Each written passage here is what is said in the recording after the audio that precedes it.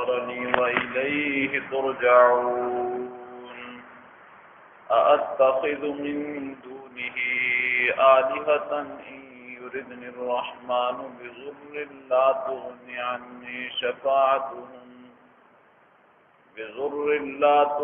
عني شفاعتهم شيئا ولا ينقذون.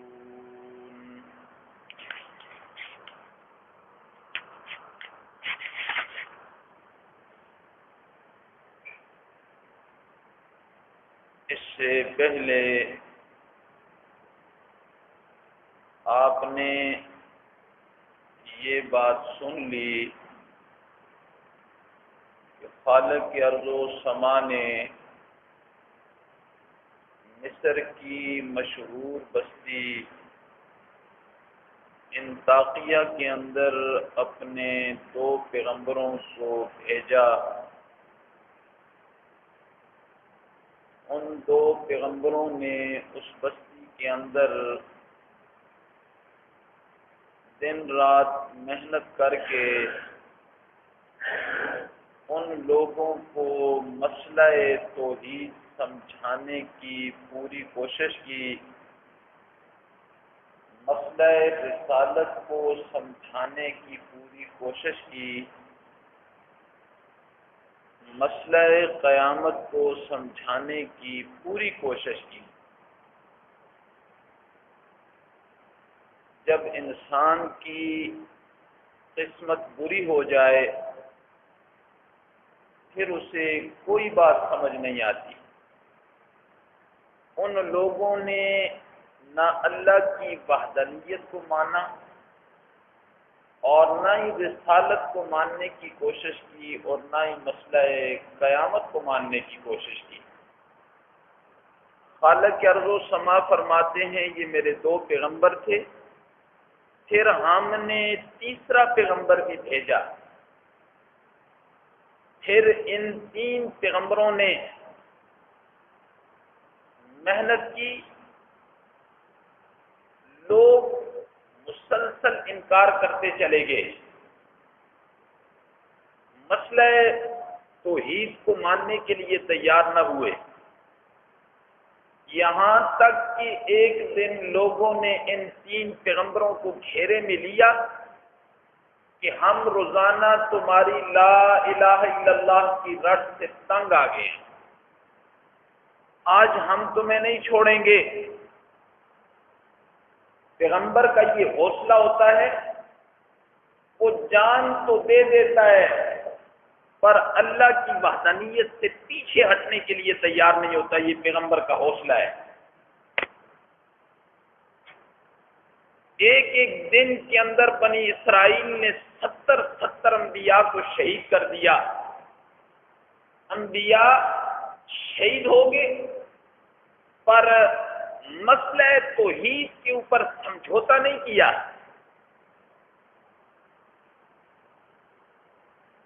یہ بھی سنا کہ شہر کے کنارے سے ان 3 پیغمبروں کا ماننے والا جو ترخان ہے آری چلا رہا ہے. کسی نے بتایا کہ جن کا تو کلمہ پڑھتا ہے، جن کا تو تابعدار اور پیروکار ہے، لوگوں نے انہیں گھیر رکھا ہے. قرآن نے کہا کہ آواز سنتے ہی وہ اتنا تیزی سے دوڑا. جب آیا تو باقی لوگوں نے پیغمبروں کو گھیر رکھا تھا. آتے ساتھ ہی اس نوجوان نے کہا تم ان کی پیروی کیوں نہیں کرتے ہو؟ یہ اللہ کی طرف سے آئے ہیں، یہ تم سے کسی اجرت کا مطالبہ بھی نہیں کرتے اور یہ ہیں بھی ہدایت یافتہ اور تمہارے نفع کی بات کر رہے ہیں، تمہیں بڑے عظیم نقصان سے بچانے کی بات کر رہے ہیں. تمہیں ان 3 پیغمبروں کی بات سمجھ میں نہیں آ رہی؟ پھر اس کا انداز گفتگو ایسا تھا، بڑا عجیب انداز تھا. وہ شخص جو شہر کے کنارے سے دوڑتا ہوا آیا، اس نے آ کر مجمع کو یہ گفتگو کی، اور اس کے بعد اس نے گفتگو کا رخ بدلتے ہوئے کہا کہ مجھے کیا ہو گیا ہے۔ اپنی طرف اس نے اپنے آپ کو مخاطب کر کے فرمایا کہ مجھے کیا ہو گیا ہے کہ میں اس رب کی بات نہ مانوں، اس رب کی بندگی نہ کروں جس نے مجھے پیدا کیا ہے، جس نے مجھے پیدا کیا ہے اور جو مجھے رزق دیتا ہے، جس نے سورج کو پیدا کیا، چاند کو، ستاروں کو، دن کو، رات کو، یہ کھانے پینے کی اشیاء جس نے میرے لیے پیدا کی ہیں، میں اس ذات کی عبادت کیوں نہ کروں؟ مجھے کیا ہو گیا؟ اب اس نے گفتگو کو اپنی طرف مخاطب کر کے کہا۔ اس کے کہنے کا مطلب یہ تھا کہ تم اپنے خالق حقیقی کی عبادت کیوں کرتے ہو؟ تم اپنے خالق حقیقی کو چھوڑ کر غیر اللہ کو تم حاجت روا مانتے ہو، مشکل کشا مانتے ہو، دستگیر مانتے ہو۔ یہ ٹھیک نہیں ہے۔ کھاؤ کسی اور کا اور گیت کسی اور کے گاؤ، یہ تو عقل کے خلاف ہے۔ اس نوجوان نے کہا کہ اللہ کی عبادت کرو، اس کے اندر کامیابی ہے، اس کے اندر کامیابی ہے۔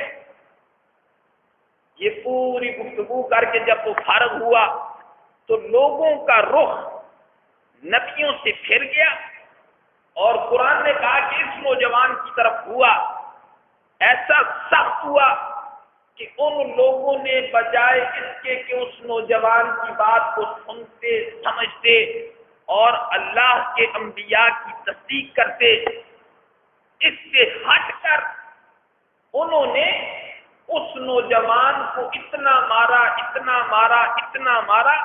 مفسرین نے لکھا ہے کہ جب وہ نیچے گر گیا، اس کے پیٹ کے اوپر کودنے لگ گئے، اس کی انتڑیاں پیشاب والے رستے سے باہر آ گئی۔ روح اس کی ایمان پر، توحید پر اور شہادت پر قبض ہوئی۔ پھر اللہ نے جب اس کی روح چلی گئی جنت میں، پھر اس کی بات کو خالق ارض و سما نے قرآن کا حصہ بنا دیا۔ اس نوجوان کی بات کو اس نے کیا کہا؟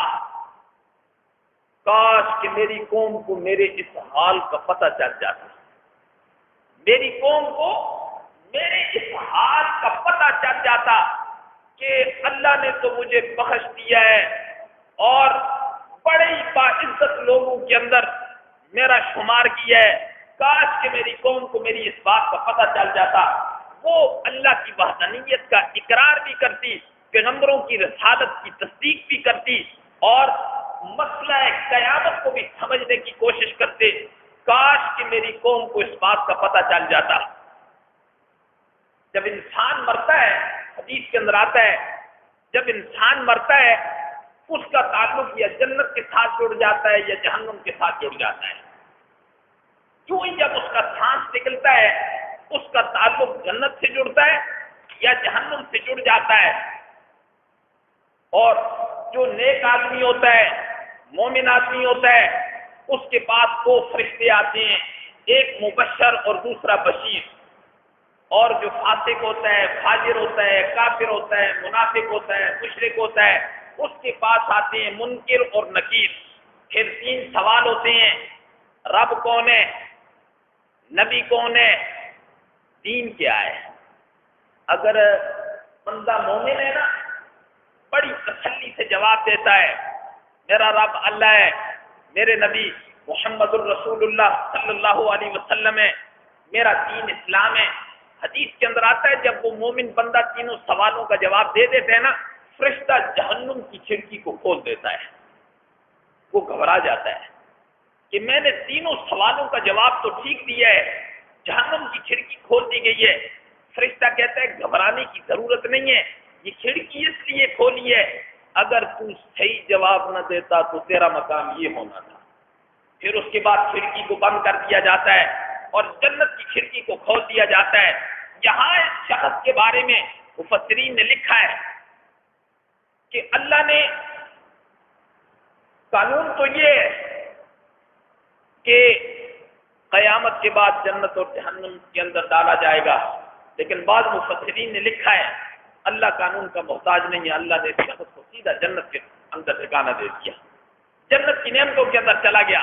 وہاں چل کے اس نے یہ کہا کہ کاش کہ میری قوم کو یہ پتہ چل جاتا کہ مجھے اللہ نے بخش دیا ہے اور مجھے اللہ نے بڑے عظیم لوگوں کے اندر خالق ارض و سما نے میرا شمار کیا ہے۔ اسی کا تذکرہ ہے، فرمایا وَمَا لِيَ لَا أَعْبُدُ الَّذِي فَطَرَنِي، وَمَا لِيَ، اور اس نوجوان آیا اس نے کہا وَمَا لِيَ، مجھے کیا ہو گیا ہے، لا اعبد الذی، نہ میں عبادت کروں اس ذات کی، فطرنی، جس نے مجھے پیدا کیا ہے، وَإِلَيْهِ تُرْجَعُونَ، اور تم سب نے اسی کی طرف لوٹ کر جانا ہے۔ تم جو ان کی عبادت کرتے ہو یہ تمہارا کیا کریں گے؟ اصل عبادت تو خالق ارض و سما کی ہے۔ اتخذ من دونہ آلہۃ، کیا میں بنا لوں اللہ کے علاوہ الہ جنہیں تم حاجت روا بنا رہے ہو، مشکل کشا بنا رہے ہو، دستگیر بنا رہے ہو اللہ کی ذات کے علاوہ، کیا میں بھی ایسا کر لوں؟ اتخذ، کیا میں بنا لوں من دونہ آلہۃ، اللہ کے علاوہ الہ، ان یردنی الرحمن بضر اللہ، پھر اس نوجوان نے ان لوگوں سے کہا اگر ارادہ کرے رحمان میرے ساتھ بضر، کسی تکلیف کا، اللہ مجھے کوئی تکلیف پہنچانا چاہے، لا تغنی عنی شفاعتہم، نہیں کام آئیں گے میرے شفاعتہم، ان کی سفارشیں، ان کی سفارشیں میرے کام نہیں آئیں گی، شیئا، ذرہ برابر بھی، ولا ينقذون، اور اتنا یہ مجھے چھڑا سکتے ہیں۔ اس نوجوان نے ان کو مخاطب کر کے فرمایا وہ بدبختو جن کو تم نے اللہ کے علاوہ الہ بنا رکھا ہے، اگر اللہ میرے ساتھ کسی تکلیف کا ارادہ کرنا چاہے نا، یہ جو تمہارے الہ ہیں، دستگیر ہیں، اللہ کے علاوہ تم نے ربوتڑے بنا رکھے ہیں، اگر اللہ مجھے کسی تکلیف کے اندر مبتلا کرنا چاہے، یہ ذرہ بھی مجھے کوئی فائدہ نہیں دے سکتے ہیں، اور یہ ذرہ برابر بھی مجھے اللہ سے چھڑا نہیں سکتے ہیں۔ قرآن نے کیا کہا؟ وَإِن يَمْسَسْكَ اللَّهُ بِضُرٍّ فَلَا كَاشِفَ لَهُ وَإِن يُرِدْكَ بِخَيْرٍ فَلَا رَادَ لِفَضْلِهِ وَإِن يَمْسَسْكَ اللَّهُ بِضُرٍّ، اگر اللہ ارادہ کرے کسی کے ساتھ تکلیف کا، فَلَا كَاشِفَ لَهُ، اللہ فرماتے ہیں میرے علاوہ اس تکلیف کو کوئی دور کرنے والا نہیں ہے، نہ کوئی نبی دور کر سکتا ہے، نہ کوئی ولی دور کر سکتا ہے، اگر دور کروں گا تو صرف میں ہی کروں گا۔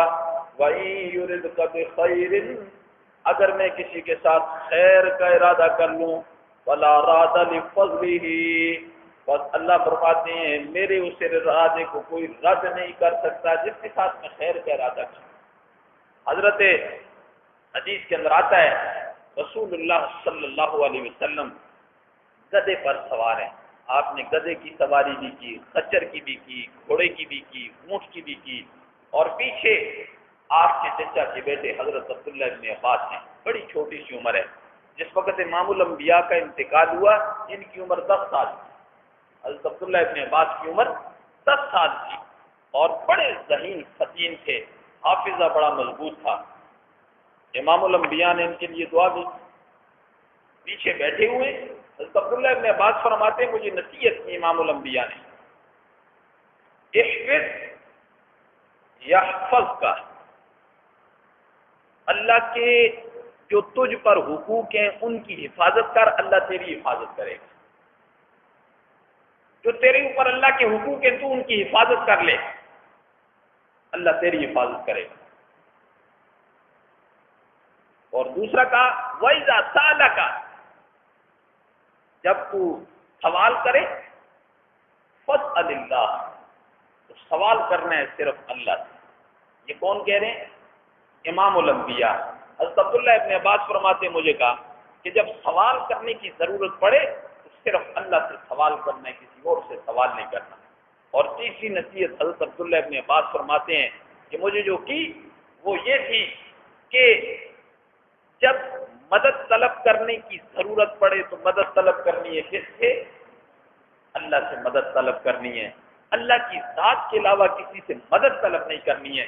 یہ حضرت عبداللہ ابن عباس فرما رہے ہیں، امام الانبیاء نے فرمایا اللہ کی ذات کے علاوہ نہ کوئی نافع ہے، اللہ کی ذات کے علاوہ نہ کوئی سارے ہے، نہ کوئی نفع دے سکتا ہے اور نہ تکلیفیں دے سکتا ہے۔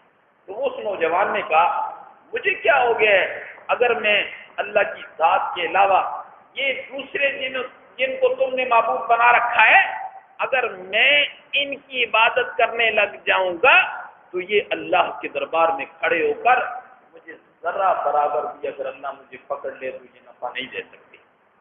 اور یہ مشرکین کیا کہتے تھے؟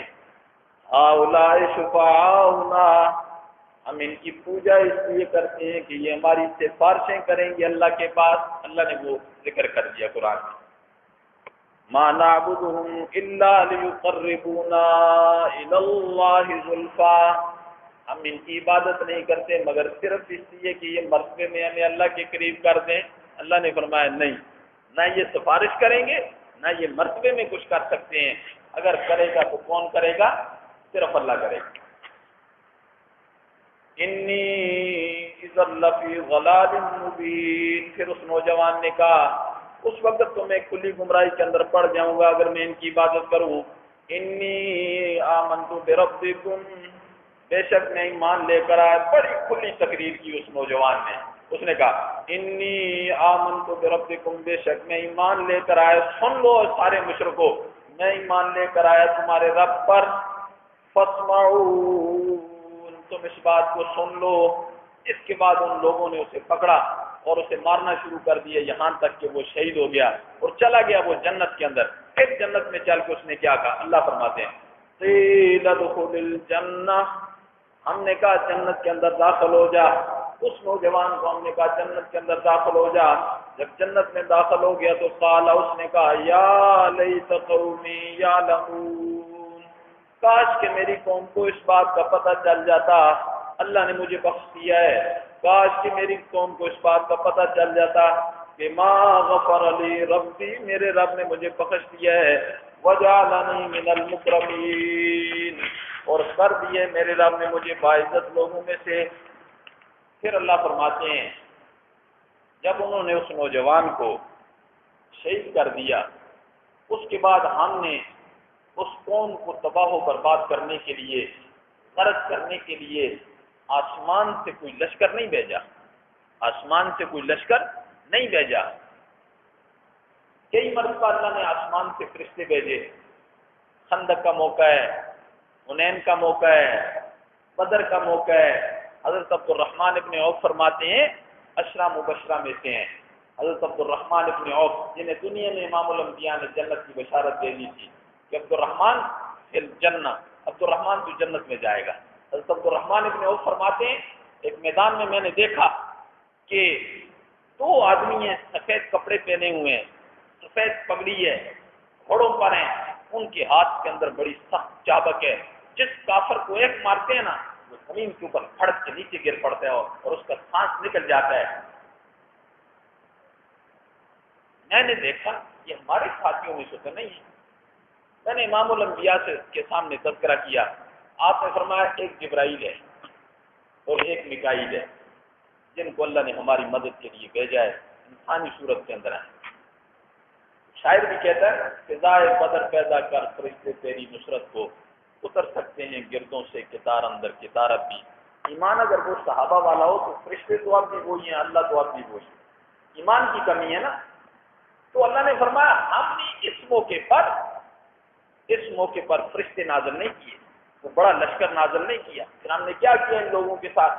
حضرت جبرائیل علیہ السلام کو حکم دیا، حضرت جبرائیل علیہ السلام نے ایسی چیخ ماری کہ یہ سارے جل کے راکھ ہو گئے، جیسے لکڑی جلتی ہے اور راکھ ہو جاتی ہے نا۔ اللہ نے فرمایا کہ حضرت جبرائیل علیہ السلام نے ایسی چیخ ماری، جتنے بھی تھے، ان کا بچہ تھا، عورت تھی، بوڑھا تھا، جوان تھا، ایک کو بھی ہم نے نہیں چھوڑا۔ اللہ فرماتے ہیں سب کو چیخ ماری اور سارے کے سارے جل کے راکھ ہو گئے، سارے کے سارے۔ وما انزلنا علی قومہ، نہیں ہم نے نازل کیا علی قومہ اس قوم پر، من بعدہ اس کے بعد، من جند کوئی لشکر، من السماء آسمان سے، وما كنا منزلین اور نہیں ہم نازل کرنے والے تھے، ان کانت نہیں تھی، الا صیحۃ واحدۃ مگر ایک چیخ تھی، فاذا هم خامدون. اور جو ہی حضرت جبرائیل علیہ السلام نے چیخ ماری فَإِذَا هُمْ خَامِدُونَ، سارے کے سارے بجھ گئے، سارے کے سارے بجھ گئے، سارے کے سارے راکھ ہو گئے. جیسے لکڑی، جیسے آگ لکڑی کو جلا دیتی اور راکھ ہو جاتی، فرمایا اسی جگہ پہ سارے کے سارے راکھ ہو گئے. جیسے وہ پیچھے میں نے سنایا تھا نا، حضرت حنظلہ علیہ السلام، یہ بھی اللہ کے پیغمبر ہے، قوم نے انہیں ایک کنویں کے اندر ڈالا اور ڈال کے اوپر بہت بڑی چٹان رکھ دی، اور 3 دن کے بعد آئے، صرف ایک امتی تھا ان کا ماننے والا، صرف ایک امتی، وہ بھی حبشی تھا. اس نے کہا حضرت اجازت ہو تو میں بھی آپ کے ساتھ اندر آ جاؤں. تو حضرت حنظلہ نے فرمایا میں نے تو مجبوری کے عالم میں مجھے یہاں آنا پڑا، ان لوگوں نے مجھے پھینکا، لہٰذا تو میرے ساتھ نہ آنا، خودکشی حرام ہے، خودکشی نہ کرنا. 3 دن کے بعد آئے تو انہوں نے کہا دیکھتے ہیں حضرت حنظلہ کیا کر رہے ہیں. 3 دن کے بعد آئے نا، انہوں نے یہی جملہ فرمایا قولوا لا الہ الا اللہ تفلحون. لوگوں لا الہ الا اللہ کہہ دو کامیاب ہو جاؤ. انہوں نے کہا یہ ابھی تک مرا نہیں ہے. پھر کیا کیا انہوں نے؟ مٹی ڈالی کنویں کے اندر، اندر دبا دیا، اوپر چٹان رکھ کے ناچنے لگے نا، سارے اکٹھے ہو کے بڑا ڈالنے لگے. اللہ نے آسمان سے آگ نازل کی، سارے کے سارے وہیں جل گئے. تو ان کے ساتھ بھی یہی شروع کیا اللہ نے. ان کا نت نہیں تھی اللہ صیحۃ، مگر ایک چیخ تھی. فَإِذَا هُمْ خَامِدُونَ، پس اچانک سارے کے سارے پہنچ گئے. یا حسرتاً علی العباد، اے لوگوں ایسے لوگوں پر حسرت کرو، اے لوگوں ایسے لوگوں پر حسرت کرو. یا حسرتاً علی العباد، افسوس ہے ان لوگوں پر، ان بندوں پر. ما یأتیہم من رسول، نہیں آئے ان کے پاس کوئی رسول، الا کانوا بہ یستہزئون، مگر ان لوگوں نے رسولوں کے ساتھ مزاق کیا، استہزاء کیا. رسول اللہ صلی اللہ علیہ وسلم کو دیکھ کر کیا کہتے تھے؟ اہذا الذی یذکر آلہتکم، وہ کیا یہ وہ نوجوان ہے جو ہمارے الہوں کا تذکرہ کرتا ہے، جس کے پاس نہ کوٹھی ہے، نہ بنگلہ ہے، نہ سونا ہے، نہ دنیا کا مال ہے؟ کیا اللہ نے اس پر قرآن نازل کرنا تھا؟ اس پر اللہ کسی بڑے آدمی پر قرآن نازل کر دیتا، ولید بن مغیرہ پر نازل کر دیتا، دوسرے کسی بڑے آدمی پر نازل کر دیتا. ایسے مذاق کرتے ہیں. تو اللہ نے فرمایا ہر قوم نے اپنے نبی کے ساتھ مذاق کیا تو ہم نے انہیں تباہ برباد کر دیا.